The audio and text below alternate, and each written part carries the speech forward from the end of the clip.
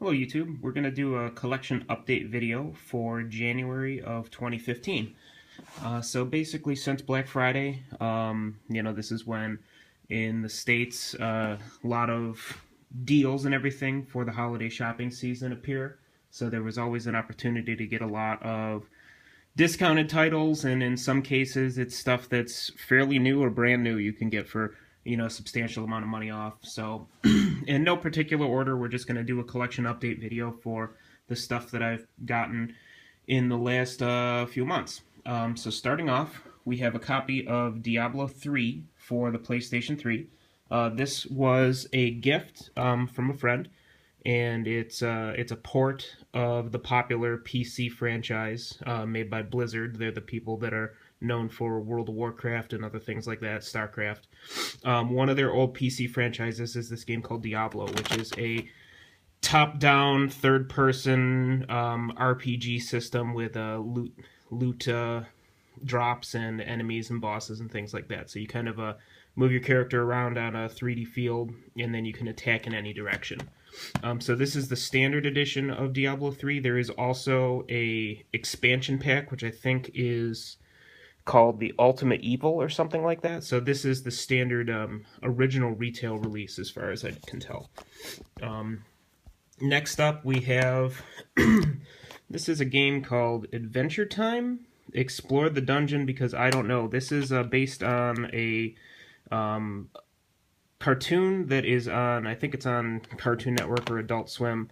That's kind of like this Dungeons and Dragons kind of whimsical adventure series featuring this human kid and his magical dog. I think there's a couple of these. I know this was originally, I think this is a DS game that was ported to the PlayStation 3. I picked this up for $4 or $5 on Amazon. It's nothing spectacular. It's pretty lame, actually. It's the graphics haven't advanced very far past the PlayStation or the Nintendo DS stage. So it's kind of just like a dungeon crawler. It's very simplified graphics. If you're a fan of the show, you might get a kick out of it, but otherwise, nothing too spectacular to write home about. Next up, we have, I think this is my only collected edition game that is on the PlayStation 3. So this is basically Sonic's Ultimate Genesis Collection. This is a collection of a number of Sega Genesis retro titles, all on one package. Says play the originals that started it all, now in HD. The biggest collection ever. I think it's got maybe 40 or 50 games, and I think there's some hidden ones and things like that. And it's got, all the Sonic the Hedgehog games, other classics like Phantasy Star and Streets of Rage, Shinobi 3. I think it better have Kid Chameleon. It must. That's kind of, yeah, it's Kid Chameleon's on here as well. So this is this is a budget title. I think I only have a handful of these Greatest Hits Edition PlayStation games for the PlayStation 3. I don't know how many. It's mostly, I think it's titles that sell, over 500,000 copies or something, or if they just randomly pick things that are popular that are in demand that they think they can still sell. They'll reprint them and put these red label editions out. Next up, I have some titles that I ordered in the last couple weeks for post-holiday sales for, things basically like $10, $15 category. We have Metal Gear Rising. This is kind of a side story to the Metal Gear series where you play this robotic ninja character. I think this is the character Raiden from Metal Gear Solid 2. This is by a different developer. I mean, it's still listed as Konami, but this is by Platinum Games, which is the company that made Bayonetta, and I think it was some of the key people who were involved in Devil May Cry. So this is a third-person hack and slash kind of. I don't think it's an RPG. I think it's just a straight-up action game. So it's disconnected from the rest of the Metal Gear Solid trilogy and Metal Gear Solid series, I should say. It's not a stealth gameplay kind of game. It's a hack and slash third-person action adventure game. Next up, we have XCOM Enemy Unknown. This is the re-release or the revamping, redoing of the XCOM series, which was a turn-based strategy series that was on the PC back in the 90s. I have this for PC as well through Steam, which I've played through and beat the game. There's also an expansion pack for this that I think is called Enemy Within. This is the original release for PlayStation 3, which has controller support and everything like that. The game, even on PC, is basically designed for you to use a gamepad. You can still use the keyboard and mouse, but the controls are simplified. It's third person. It's a strategy game. It's turn-based. It's not real-time. So basically, you move your characters around on the map how you want, and basically, you set up your action points, you move to where you want to do, and then you can take an action, whether it's to, shoot at an enemy or throw a grenade through a window, stuff like that. And it's fun. So I picked this up. I think this was $6.99 or $8.99 or something like that on PlayStation 3, so I picked it up. I figure I played it through on the computer with a keyboard and mouse. Maybe I'll play through on the console using the gamepad. Next up, we have, this is a very strange game that I only recently found out about. I'm a huge fan of the Formula 1 racing, and I have, I think, 5 of the Formula 1 racing games that are on PlayStation 3. I don't have the F1 2014 yet. I'm waiting for that to drop in price a little bit. This is also by Codemasters. They've done the last 4 or 5 of the officially licensed F1 games, and my understanding that this is, it's got these kind of like cutesy graphics. This is kind of like a Mario Kart style game. That's my viewing of what this is. So, and it's got some, the Formula 1 drivers, and then it's got some generic peoples that you can pick and use. This is unopened, so are some of the other ones here. So this is basically like a kart racer that has the officially licensed Formula 1 license. So this should be kind of interesting. Next up, we have Front Mission Evolved. This is... Front Mission is a turn-based strategy series from Japan. This is in the same series, but it's by a different developer, and it's a different style of game. This is open. I haven't actually played it yet. I believe this is like a third-person shooter, kind of like a... I'm trying to think of something it could be compared to, maybe like a Vanquish or something like that. So this was by Double Helix Games, which is an American developer that has had a bunch of budget titles and licensed movie game titles, and recently I believe that I think they're exclusive with Microsoft now, because I know that there's a new Killer Instinct fighting game that is, I think they were bought by Amazon, something very peculiar, but they made the new Killer Instinct game that's on Xbox One, or the new Xbox, but this is a slightly older game that they had that was part of the Front Mission series, but like I said, this is not developed in Japan, it's not turn-based, it's more of an action game. For the last PlayStation 3 game that we have here, this was another one of those, it's not a Kickstarter, but it's a special order kind of thing that the developer's doing through their website. So this is from the remnants of Working Designs.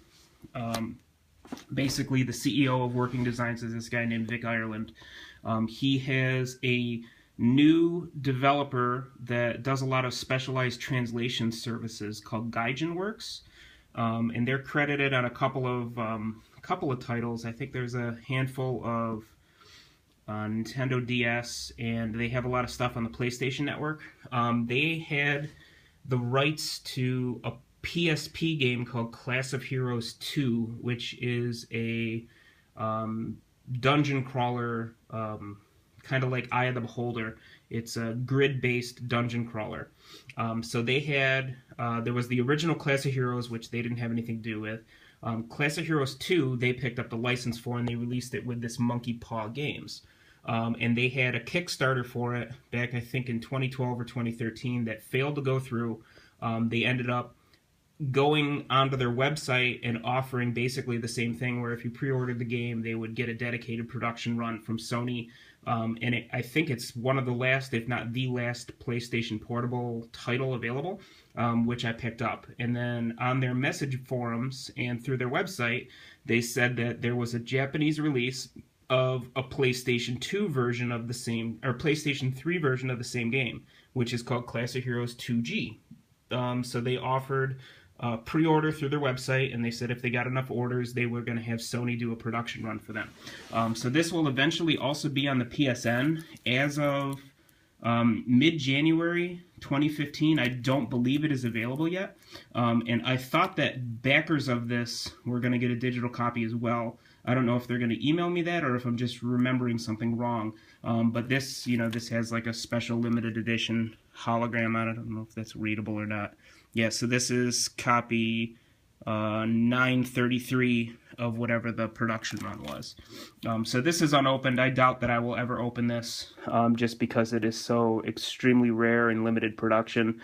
I'm hoping to pick it up as a digital download through the PlayStation Network and playing it through that way. And I have to look in my emails to see if the purchase of I have to look through my emails and see if the purchase of this physical copy includes a copy of the digital download. If not, I'll have to see how much it is and pick it up. Continuing on, we're going to also cover my PlayStation 4 games. So I got a PlayStation 4 on Black Friday. I used some Best Buy gift cards, and they had the new release of the system, which came out that day, which came with a retail copy of Grand Theft Auto 5. They had that extremely discounted on Black Friday here in the States, which is the day after Thanksgiving. So I went and used some gift cards, picked up the system at a decreased cost, and then the version of the system that I had came with Grand Theft Auto 5 in physical form, and then a digital download copy of The Last of Us Remastered, which is a re-release of a PlayStation 3 game that was highly rated. So since then I picked up some other titles, mostly online, getting the good deals here and there. So I have a copy of the basic demo from Metal Gear Solid 5 that's called Ground Zeroes. This is a sample gameplay. This was a $9.99 pickup, or $10. This game looks phenomenal. This is probably the best looking console game I have ever seen in my life. Granted, it is an extremely limited amount of content. I don't know how long it takes to play through the entire micro campaign that they have in here, but the graphics are phenomenal, and it's got to be locked at 60 frames a second. It looks pretty great. We have a copy of Destiny. This is a much hyped, much advertised first-person shooter by Bungie, which is the company that became known as the developer of the Halo games. So this is their first game that they've developed that was after they kind of broke away from having an exclusive contract with Microsoft. So all the new Halo games are being done by a different developer. Bungie went on to develop this game, which is, of course, it's a first-person shooter. I haven't gotten too far into this. I think maybe an hour or two in. Before I picked it up and before I started playing it, I got a vibe that this is a lot like Borderlands, but without the cartoony cel-shaded graphics or the humor. It's kind of like if you had a Borderlands type game and took it seriously. That's my vibe of what I get from this. So like I said, I'm only a couple hours into it. It seems fun. I'm not a huge fan of the modern first-person shooters where you basically have unlimited health. You can only take so much damage at a time. Things like, Gears of War and crap like that. Apologies if I'm offending a favorite game of yours, but I like the traditional first-person shooter style where you have a set health bar and then you have to find health pickups that kind of let you decide your pace through the game, rather than this where you're just faced with a bunch of enemies, you take damage, and all you have to do is just go hide for 5 or 10 seconds and your health regenerates. I think that's kind of lame, and I know it keeps the pace of the game flowing. You don't always have to, and you don't have to worry about, the developers placing health packs around the level, but it's kind of a different tempo. And I don't know if I'm a big fan of that or not, but, I'll get some more into this game, and I also found out a couple of my friends have this also on PlayStation 4, so I'm hoping to do some online gaming with that. Next, we have the Tomb Raider. This is the 2013 Tomb Raider game that was a relaunch of the franchise. This is the PlayStation 4 edition, which is listed as the definitive edition. I think this has basically some revamped graphics. and frame rate and things like that. So this is a third-person action game. We have probably the cheapest title that I picked up. I think this was $8.99 on Newegg. This is a DC Comics fighting game by NetherRealm Studios, which is the company that develops the Mortal Kombat fighting games. So this is basically like I think they also developed a Mortal Kombat versus DC Universe game, which I never played. But this is the sequel to that. It's called Injustice: Gods Among Us, and this is the Ultimate Edition. I'll be honest, I played this for about a half hour. I thought it was pretty lame. The frame rate was pretty poor. I think this is a PlayStation 4 launch title, and it definitely shows. It doesn't feel very optimized, you know, on the system. It was definitely, the graphics are good, but not like just the flow of the graphics. You can just tell that the frame rate is not even operating at like 30 frames a second, or there's dips in the frame rate. It just didn't feel smooth, which is very, very important for a fighting game. A fighting game needs to be, you know, kind of pixel perfect accuracy in order to make the moves connect, and it just didn't feel very smooth and polished. We have Shadow of Mordor, which is a newer game in the Lord of the Rings franchise, but you can see it doesn't have Lord of the Rings anywhere on here. It just says Middle-earth, Shadow of Mordor. The developer of this is Monolith, which is cool because they were an old PC game developer that made a lot of titles back in the mid-90s and 2000s. I think they were the developer of Shogo, Mobile Armor Division, and some other titles. I think they go way, way, way back to an early first-person shooter that was called Blood, which was based on the Duke Nukem engine, I believe. So this is really fun. This is a third-person God of War style action-adventure game where your character can die and come back to life, and the enemies who defeat you get stronger each time. I didn't realize that the PlayStation 4 had a speaker in the controller. So when you first loaded this game the first time, there's like some sound and some whispers coming out of the center of the controller, which kind of spooked me for a second, but that's kind of cool. So this seems like a lot of fun. I'm about 7 or 8 hours into this. So I think of all the stuff that I've picked up in the last 6 months, this is definitely the game that I played the most with, and I can, you know, intend to go through and finish this game. And the last thing I have is Alien Isolation. This is by published by Sega. I think it's by Creative Assembly, which is a PC developer that has come out with a lot of interesting stuff. They do the Total War series. They got the rights to make a first-person survival horror game with the Alien license, and I'm talking like Alien the movie from 1977. This is a direct sequel to that.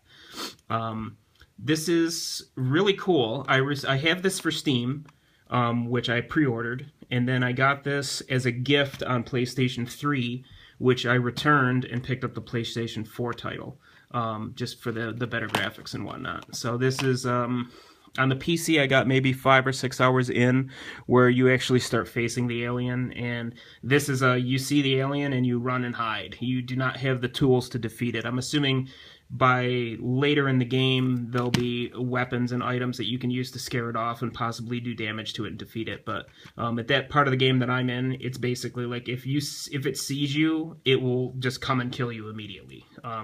You know, there's no, you know, health bar really. Like it just, if it gets close enough to you, you're dead instantly, which is kind of cool. So it's the last one that I have here. I don't think I have anything else coming anytime soon. There's some other games that have been out for maybe 5 or 6 months that I'm still looking to eventually pick up. There's the newest Blaze Blue fighting game for PlayStation 3. There is a fourth version of Street Fighter 4, which is called Ultra Street Fighter 4. And I'm going to try to pick those up. I usually try to pick things up through Amazon or Newegg. Locally, it's nearly impossible to find anything unless it's, you know, you get it the week that it comes out. So I, you know, try to pick up a lot of legacy titles or things that have been out for a little bit. I'll try to pick them up on Amazon, even though they don't always have the best pricing on things. But thanks for watching. You know, if there's anything else that you think I should be adding to the collection, just post a comment, like, subscribe, everything like that. Thanks a lot. Thanks for watching. This is the 2015 January update. Thanks.